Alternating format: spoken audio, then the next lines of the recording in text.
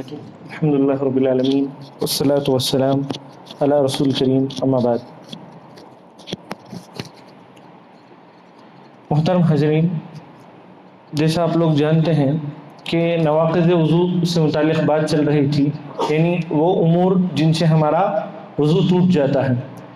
تو تقریباً پچھلے ہفتے ہم نے 3 ایسے معاملات پڑھے تھے جس سے ہمارا وضو ٹوٹ جاتا ہے۔ کوئی بتا سکتے ہیں کیا ہیں وہ 3 جن سے وضو ہمارا ٹوٹ جاتا ہے، جو ہم نے پڑھے ہیں؟ جی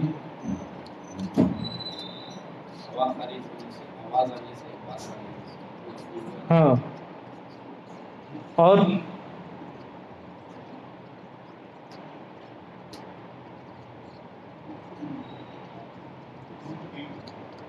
جی ہاں، اونٹ کا ایک گوشت کھانے سے۔ ایک ہو گیا بول و براز، جو بھی ہو، ہوا خارج ہو یا پیشاب جو ہے ہم پیخانہ جو بھی ہو، ان تمام چیزوں ایک ہی ہے، وہ ایک ناقض ہے۔ دوسرا اونٹ کا گوشت، تیسرا جی نوم، نیند۔ یہ 3 چیزیں ہم نے پڑھ لی اچھی۔ ایک ہے بول و براز، جو بھی گندگی ہے اس سے ہمارا وضو ٹوٹ جاتا ہے۔ دوسری چیز نوم سے، نیند سے، اور نیند سے متعلق بھی ہم نے اچھی طرح مسائل پڑھ لیے تھے کہ کیسی نیند جو ہے مراد ہے۔ اور تیسری چیز اونٹ کا گوشت کھانے سے۔ آج جو ہم پڑھیں گے، پہلا مسئلہ ہے قے سے، یعنی اگر کسی کو قے آتا ہے تو کیا وہ ناقض وضو میں سے ہے، کیا اس کا وضو ٹوٹ جاتا ہے؟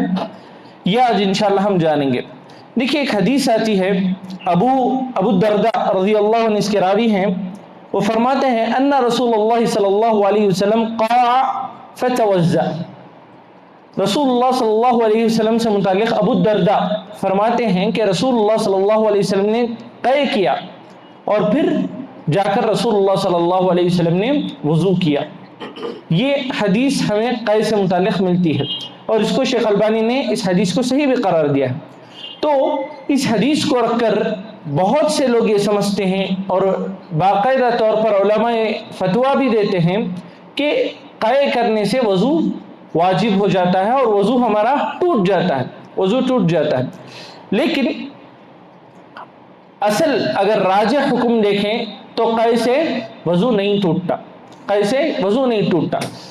تو ایک اور روایت آتی ہے جس میں رسول اللہ صلی اللہ علیہ وسلم نے بتایا کہ اگر کوئی قے کر دیتے ہیں یا کسی کو منی مزی آ جاتی ہے تو ان کو وضو مکمل طور پر دہرانا ہے۔ یہ روایت ضعیف ہے، یہ روایت ضعیف ہے۔ تو ہمارے سامنے قے سے متعلق ایک ہی صحیح روایت آتی ہے، وہ یہ کہ رسول اللہ صلی اللہ علیہ وسلم نے قے کیا اور وضو کیا۔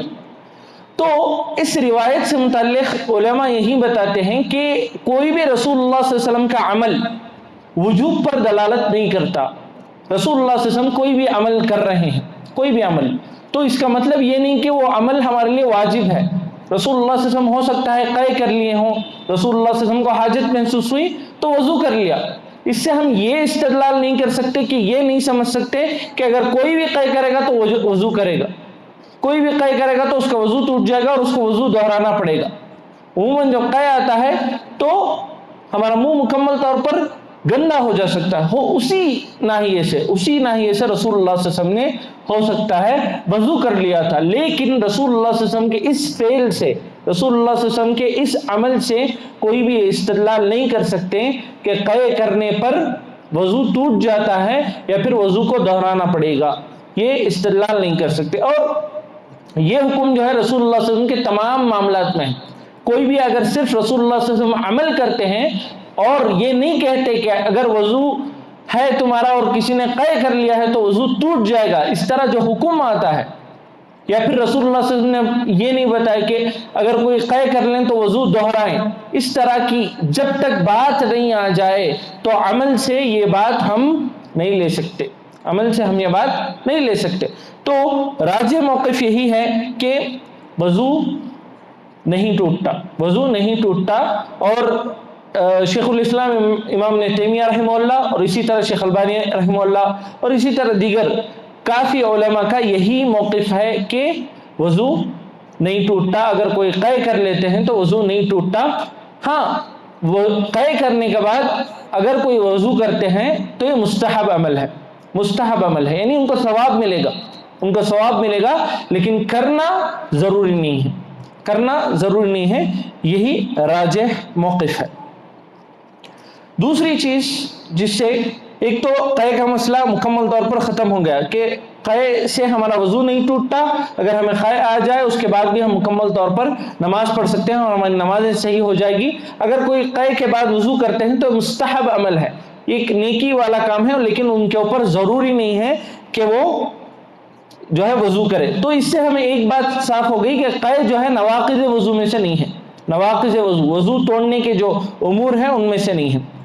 ایک دوسری چیز نکسیر کا آنا، نکسیر مطلب ناک سے خون بہنا، ناک سے خون بہنا، تو اس کو بھی بعض علماء نواقض وضو میں سے شامل کرتے ہیں، یعنی وضو کے ٹوٹ جانے میں سے شامل کرتے ہیں، لیکن ان سے متعلق امام مالک رحمہ اللہ، امام شافعی رحمہ اللہ یہی کہتے ہیں کہ نکسیر کا بہنا یعنی ناک سے خون بہنا یہ نواقض وضو میں سے نہیں ہے، اور دور حاضر کے علماء میں شیخ البانی وغیرہ نے یہی کہا ہے کہ ناک سے اگر کسی کا خون بہتا ہے تو وہ کیا ہے، نواقض وضو میں سے نہیں ہے، الا یہ کہ اگر کسی کا خون بہتا ہے اور وہ مکمل طور پر بے ہوش ہو جاتے ہیں، بے ہوش ہو جاتے ہیں، تب جو ہے ہم ان کو نواقض وضو میں سے شامل کر سکتے ہیں۔ کیوں؟ بے ہوشی کے حالت میں انسان کو بالکل خیال نہیں ہوتا کہ اس کی ہوا خارج ہو رہی ہے، یا پھر اسی طرح بول و براز کا مسئلہ ہے، اسے کچھ احساس نہیں ہوتا، تو اس ناحیے سے اس کو یہ شامل کیا جائے گا کہ اس کا وضو ٹوٹ سکتا ہے، لیکن صرف ناک سے خون بہ رہا ہے، مکمل ہوش میں ہے، تو یہ نواقض وضو میں سے نہیں ہے۔ اور اسی سے جڑا ہوا مسئلہ یہ بھی کہ اگر کہیں سے بھی خون بہتا ہے، کہیں سے بھی جسم کے کوئی بھی حصے سے، چاہے وہ ناک سے بہ رہا ہو، ہاتھ سے، پیر سے، کہیں سے بھی، عورتوں کے مسائل چھوڑ کر اگر عورتوں کے شرمگاہ سے خون آتا ہے تو وہ تو نواقض وضو میں سے ہے، وہ تو نواقض غسل ہے، وہ ان کا غسل واجب ہو جاتا ہے ان پر۔ لیکن اگر جسم کے کوئی بھی حصے سے جیسے کٹ کر خون آنا، یا مار پڑ کر خون آنا، یا گر کر خون آنا، تو یہ نواقض وضو میں سے نہیں ہے۔ اس کو بہت لوگ کیا سمجھتے ہیں، نواقض وضو میں سے سمجھتے ہیں۔ ٹھیک ہے، اس کے لیے دلیل کیا ہے؟ عمر ابن خطاب رضی اللہ عنہ کا جب ان کو شہید کیا گیا تو آپ کیا کر رہے تھے؟ نماز پڑھ نہیں رہے تھے، پڑھا رہے تھے، نماز پڑھا رہے تھے، اور آ کر جو ہے نا ان کو باقاعدہ طور پر ان کو قتل کر دیا گیا، تو ان کا خون بہ رہا تھا اور آپ نماز جاری رکھے، آپ نے نماز جاری رکھی۔ تو یہ بہت بڑی دلیل ہے کہ خون کا بہنا یہ نواقض وضو میں سے نہیں ہے۔ اور حسن بصری رحمہ اللہ تو بہت بڑی بات کہتے ہیں، وہ کہتے ہیں کہ مسلمان ہمیشہ اپنے زخموں میں نماز پڑھے ہیں۔ کیا مطلب ہے اس کا؟ زخم لگ گیا، خون جاری ہے، اس کے باوجود بھی نماز جاری رکھا۔ اور ہمارے اسلاف میں ایسے جو ہے کئی واقعات ملتے ہیں کہ نماز کے وقت جو ہے ان پر کچھ حملہ ہو گیا، ان پر کچھ تیر لگ گئی، اور وہ نماز مکمل طور پر جاری رکھتے ہیں۔ تو اس سے صاف طور پر معلوم ہوتا ہے کہ خون اگر ہمارے جسم سے بہہ جائے یا ناک سے بہہ جائے تو اس سے کوئی مسئلہ نہیں، ہمارا وضو متاثر نہیں ہوتا، وضو دہرانے کی ضرورت نہیں ہے۔ بعض لوگ یہ بھی کہتے ہیں کہ اگر خون نکلے اور اس جگہ سے بہہ جائے تب جو ہے وضو واجب ہوگا۔ یہ تمام چیزیں، چاہے وہ بہہ جائے، وہیں رکے رہے، کیسے بھی رہے، خون نکلنے سے ہمارا وضو جو ہے مکمل طور پر صحیح سالم رہے گا، اور اس سے ہمارے نمازیں بھی مکمل طور پر صحیح سالم رہے گی۔ اور اس معاملے میں وضو دہرانے والی بات بھی ہمیں کہیں نہیں ملتی۔ جیسے قے کے معاملے میں کم از کم جو ہے ہمیں ایک رسول اللہ صلی اللہ علیہ وسلم سے ایک روایت تو ملتی ہے کہ رسول اللہ صلی اللہ علیہ وسلم نے وضو دہرایا تھا، لیکن خون کے معاملے میں دہرانے والی بات بھی ہمیں نہیں ملتی۔ تو یہ دو ایسے مسائل ہیں جس سے ہمارا وضو مکمل طور پر صحیح رہتا ہے، وضو نہیں ٹوٹتا۔ انشاءاللہ آنے والے درس میں شرمگاہ کو چھونے سے متعلق، یعنی اگر کوئی اپنی شرمگاہ کو یا کسی اور کی شرمگاہ کو چھو لیتے ہیں تو اس سے وضو ٹوٹتا ہے یا نہیں ٹوٹتا، اس کے کیا شرائط ہیں، یہ تمام انشاءاللہ جانتے ہیں۔ آخر میں اللہ سبحانہ وتعالیٰ سے دعا ہے، اللہ سبحانہ وتعالیٰ ہمیں شریعت اسلامیہ کے تمام مسائل کو مکمل گہرائی کے ساتھ پڑھنے اور اس پر عمل کرنے اور اسے دوسروں تک پہنچانے کی توفیق عطا فرمائے۔ آمین۔ وآخر دعوانا الحمدللہ رب العالمین۔